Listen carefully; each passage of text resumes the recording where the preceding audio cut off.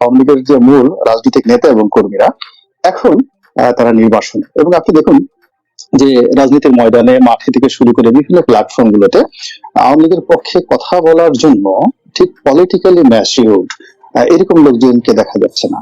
আওয়ামী লীগের একটি প্রচন্ড ইঙ্গিত এবং সহযোগিতা ছাড়া এই মুহূর্তে জাতীয় পার্টি বাংলাদেশে 1 মিনিট কোন একটা জায়গায় দাঁড়িয়ে থাকার মতো না আছে সাংগঠনিক ক্ষমতা, না আছে নৈতিক ক্ষমতা। আপনি আওয়ামী লীগের যে এখন মন মানসিকতা এবং চিন্তা চেতনা, এখন সমস্যা হয়ে গেছে যে আওয়ামী লীগের রাজনীতির যে মূল শক্তি সেটা হলো বাঙালি জাতীয়তাবাদ। এই বাঙালি জাতীয়তাবাদের ধারক এবং বাহক আওয়ামী লীগের যে মূল রাজনৈতিক নেতা এবং কর্মীরা এখন তারা নির্বাসনে, এবং আপনি দেখুন যে রাজনীতির ময়দানে মাঠে থেকে শুরু করে বিভিন্ন প্ল্যাটফর্ম গুলোতে আওয়ামী লীগের পক্ষে কথা বলার জন্য ঠিক পলিটিক্যালি ম্যাচিউরড এরকম লোকজনকে দেখা যাচ্ছে না। কোথাও ভাড়া করে আনতে হচ্ছে, কোথাও তাবেদার সৃষ্টি করতে হচ্ছে। রনি ভাই, আমি 2-3টা প্রশ্ন আগে একটু করে নিতে চাই। আপনি বলছেন যে নির্বাচনটা আসলে অংশগ্রহণমূলক হবে না, যেটাকে আসলে আপনি বলতে চান না দেখেন মিনিংফুল নির্বাচন বা নির্বাচন হিসেবে ডিফাইন করা যায় এরকমই আসলে হবে না, এটাকে বড় ধরনের একটা ক্ষমতায় থেকে যাওয়ার একটি প্রক্রিয়া বলা যেতে পারে। হলো যে আমাদের বাংলাদেশের যে রাজনীতি সেই প্রথম থেকে ইভেন আমাদের মহান মুক্তিযুদ্ধ, সেখানে ভারতের অংশগ্রহণ, পশ্চিমাদের এখানে বলে যাকে বলে বিরোধিতা, সব মিলিয়ে বিদেশি রাষ্ট্র শক্তিদের যে একটা অংশগ্রহণ আমাদের দেশের রাজনীতিতে কখনোই এটাকে অ্যাভয়েড করা যায় না।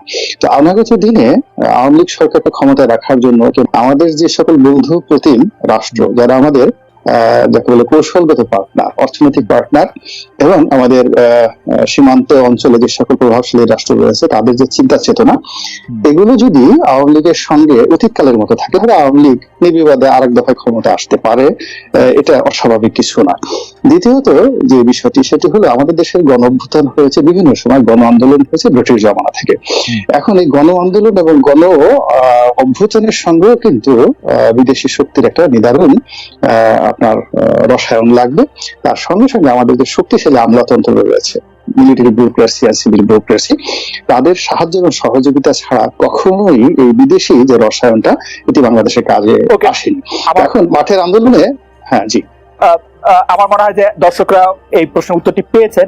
আমি দ্বিতীয় প্রশ্ন আসতে আপনার কথা থেকে, আপনি বলেছেন আওয়ামী লীগের যারা পলিটিক্যালি মেচিওর সেরকম কাউকে আমরা দেখি না। আমাদের প্রশ্ন হচ্ছে যে পলিটিক্যালি মেচিওর আপনি বিএনপি বা আওয়ামী লীগের মধ্যে কাকে দেখেন? আমি যেহেতু সরাসরি প্রশ্ন করতে চাচ্ছি সেটা আমি সরাসরি প্রশ্ন করি। যেমন আওয়ামী লীগের মধ্যে থেকে যদি আমি বলি শেখ হাসিনা, ওবায়দুল কাদের, হাসান মাহমুদ, এদের মধ্যে কে পলিটিক্যালি মেচিওর আর বা মেচিওর? আবার যদি বিএনপি থেকে বলি তারেক রহমান, মির্জা ফখরুল ইসলাম, রুহুল কবির রিজভী, তারা কি আসলে পলিটিক্যালি মেচিওর বা ইমেচিওর? আপনি যদি এই তিনজনকে একটু নম্বর বা পয়েন্ট দেন, আমরা একটু শুনবো যে মেচিওর বা ইমেচিওর কে কোন জায়গা থেকে আপনি বলছেন। আপনি এখানে ম্যাচিওর বলতে কি, দলীয় যারা নেতাকর্মী রয়েছেন সেই নেতাকর্মীরা ওয়াইড রেঞ্জে যাদের সঙ্গে কমিউনিকেশন, এবং তারা যে কোনো পরিবেশ পরিস্থিতিতে মানুষের রেসপেক্ট ক্যারি করে।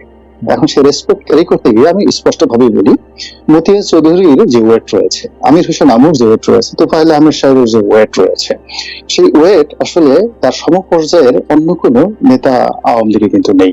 তো আপনি যখন দেখা যাচ্ছে যে আপনি এক ধরনের নেতা পছন্দ করেন, আপনি মনে করছেন যেমন কেউ ক্লাসিক্যাল মিউজিক পছন্দ করেন, কেউ পপ মিউজিক পছন্দ করেন, এমন তো অনেকে রয়েছেন যিনি তোফায়েল আহমেদের মতোই ওবায়দুল কাদের সাহেবকেও পছন্দ করেন, হতে পারে না? না, সঙ্গত কারণে এখন যারা নেতৃত্বে রয়েছেন, তোফায়েল আহমেদ সাহেব বলেন বা অন্যান্য যাদের নাম বলেন, হাসান মাহমুদ সাহেব বলেন, নিঃসন্দেহে তারা দলীয় যারা শীর্ষ শেখ হাসিনা বলেন বা নেতাকর্মী রয়েছেন তাদের একটি অংশে নিঃসন্দেহে সাপোর্ট আছে। তবে এখানে মূল ব্যাপার হলো যে আওয়ামী লীগের রাজনীতি, বিএনপির রাজনীতি দুটো ধারা থাকে। একটা হলো যে দলের যে জাতীয়তাবাদী ভাবধারা, আদর্শ, নীতি আদর্শ, তাদের সঙ্গে তাদের একটা ইন্টারাকশনের কারণে কতগুলো নেতার একটা যাকে বলে ইন্টারাকশন থাকে কতগুলো নেতা কর্মীদের সঙ্গে। আর পদ পদবি পাওয়ার পরে, যেমন ধরুন এখন যদি আমাকে বিএনপির মহাসচিব বানানো হয়, আওয়ামী লীগের সাধারণ সম্পাদক বানানো হয়, আমি এই দলের কিছুই না, কিন্তু দেখবেন রাতারাতি আমার জনপ্রিয়তা, আমার প্রভাব প্রতিপত্তি মির্জা ফখরুল কিংবা ওবায়দুল কাদের সাহেবের সে কোনো অংশে কম হবে না। কিন্তু বাস্তবতা হলো যে এই দুটো দলের মধ্যে মির্জা ফখরুল ইসলাম আলমগীর কিংবা জনাব মির্জা আব্বাস, এদের যে প্রান্তিক লেভেলের সংযোগ রয়েছে, কিংবা আওয়ামী লীগে আপনি ধরেন যেভাবে আমির হোসেন আহমদ, তোফায়েল আহমেদের যে সংযোগ রয়েছে, ওটা আমার পক্ষে সম্ভব নয়। ফলে আমাকে কেন্দ্র করে অনেক তালি বাজবে, অনেক কথাবার্তা বলবে, কিন্তু এই দল দুটোকে পরিচালনা করার মতো আমাকে মনে হয় যে মানে আপনি এটি একটা হাইব্রিড জাতীয় রাইট, আপনি হাইব্রিড শব্দটি বললেন বলে আমার কাছে মনে হয়, আমার কাছে এই হাইব্রিড শব্দটি খুবই আপত্তিকর মনে হয়। মানে আপনারা কি চান যে সারা জীবন আবু ভাইরা, তোফাইল ভাইরা এই ক্ষমতায় থাকুক? আপনি সারা জীবন চান যে মির্জা ফখরুল ইসলাম আলমগীর, তারপর হচ্ছে খন্দকার আনোয়ার হোসেন, তারাই আসলে ক্ষমতায় থাকুক? মানে নতুন নেতৃত্ব আপনারা চান না? না, আপনি কখনো চান না যে গোলাম মাওলা রনি বিএনপির মহাসচিব হোক? আপনি এটি কখনো চান না? না, আমি চাই, তবে আমার চাওয়ার ক্ষেত্রে যেটা হলো এই দলের জন্য আমার কন্ট্রিবিউশন থাকতে হবে, মাঠে ময়দানে পরিশ্রম করতে হবে। কতজন আমার যোগ্যতা যদি না হয় আসলে আমি কখনোই সেটা চাই না ব্যক্তিগতভাবে মনে করি। অর্থাৎ নেতা কখনো বানানো যায় না, কিন্তু দুর্ভাগ্যজনক হলো যে আমাদের মূল ধারার যে রাজনৈতিক দলগুলো, জাতীয় পার্টি, বিএনপি এবং আওয়ামী লীগ, এই তিনটা রাজনৈতিক দলই দলীয় যিনি প্রধান তার দয়া এবং করুণার উপরে আসলে সাধারণ সম্পাদক যে পদটি এটি নির্ভর করে সেই 80 দশক থেকে। ফলে কি হচ্ছে, দলের মধ্যে যারা ঝানু ঝানু নেতৃবৃন্দ, যারা দলটিকে বেগবান করতে পারতেন, সেই সমস্ত মানুষগুলো আস্তে আস্তে আস্তে আস্তে পিছনের সারিতে চলে যায়।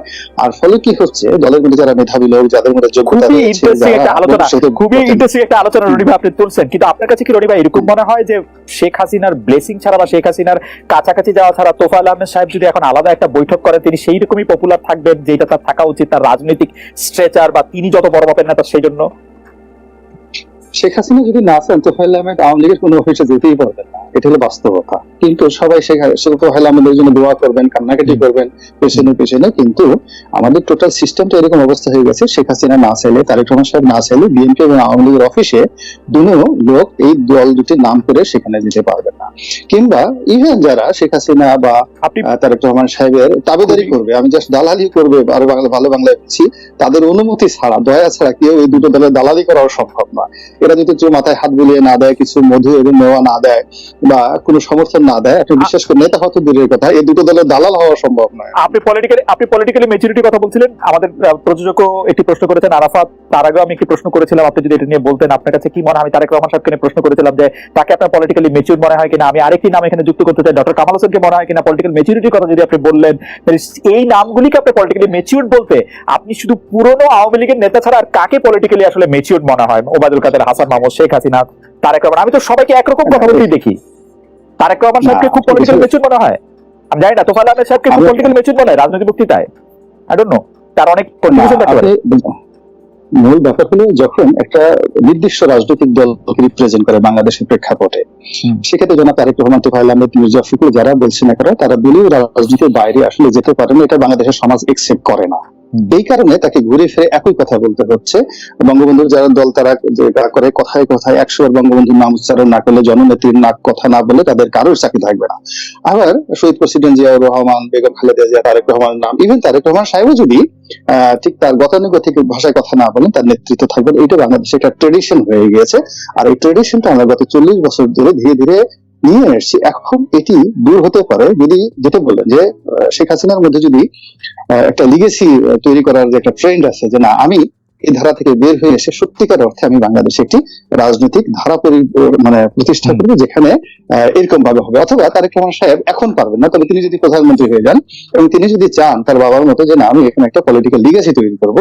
কিন্তু এখন পর্যন্ত যেটা রয়েছে সেটি হলো সত্যিকার অর্থে ম্যাচিউরড এবং যারা লেখাপড়া, যারা জ্ঞানী, গুণী, পণ্ডিত এবং ব্যক্তিত্ব, বাংলাদেশের যে প্রেক্ষাপট, এটি সেই সক্রেটিসের কথার মতো এখন পাণ্ডিত্য অনুশোচনার কারণ হয়ে গেছে। দুর্নীতি করাটা এখন উল্লাস করার মতো সক্ষমতা অর্জন করেছে এবং এখানে জয় যত নির্বোধ হবে তার তত সুখ বেশি, যে যত দালালি করতে পারবে তার তত উজ্জ্বলতা বাড়বে। আমি অবশ্য আপনার সাথে এইসব কথাবার্তাগুলিতে আমি একমত না, কিন্তু আপনার কথাবার্তা একদমই পরিষ্কার, আপনার পয়েন্ট আপনি মেক করেছেন। আওয়ামী লীগে থাকলে তো তবু জাতীয় পার্টি একটা বিটি বিষয় থাকবে, কারণ আদর্শগতভাবে তাদের কিছু একটু তফাৎ রয়েছে, কিন্তু বিএনপিতে গেলে জাতীয় পার্টি একটু বিলীন হয়ে যাওয়ারই সম্ভাবনা এবং বড় জোর সি টিম হিসেবে থেকে যাওয়ার সম্ভাবনা। আর বিএনপির সাথে থাকলে যেহেতু আদর্শ একরকম, সেটা একবারে বিলীন হয়ে যাওয়া বা সি টিম হওয়ার সম্ভাবনা জাতীয় পার্টি। সেক্ষেত্রে বার্গেনিং এর সময় যত আসবে তত আসলে বোঝা যাবে যে জাতীয় পার্টি বিএনপির দিকে যাচ্ছে বা আওয়ামী লীগ থেকে দূরে যাচ্ছে কিনা। আমি প্রশ্ন করেছিলাম বিএনপির কোনো প্ল্যান আছে কিনা যে জাতীয় পার্টি নিলে কি হবে। আমরা একটু রনি ভাইয়ের কাছে আসি। রনি ভাই, আপনার কাছ থেকে জানতে চাচ্ছিলাম যে বিএনপি এবং জাতীয় পার্টি সম্পর্কের ক্ষেত্রে।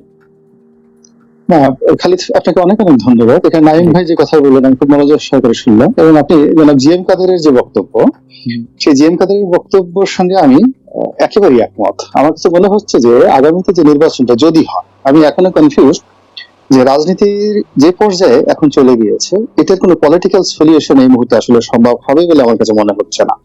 এই কারণ হলো পক্ষ সমূহ যারা রয়েছে তাদের মধ্যে অবিশ্বাস, তাদের মধ্যে অনিশ্চয়তা, ঘৃণা এবং ক্রোধ এমন একটা পর্যায়ে চলে গিয়েছে যে এগুলোর আসলে পলিটিক্যাল সলিউশন ইতিহাস ইতিপূর্বে কখনো হয়নি।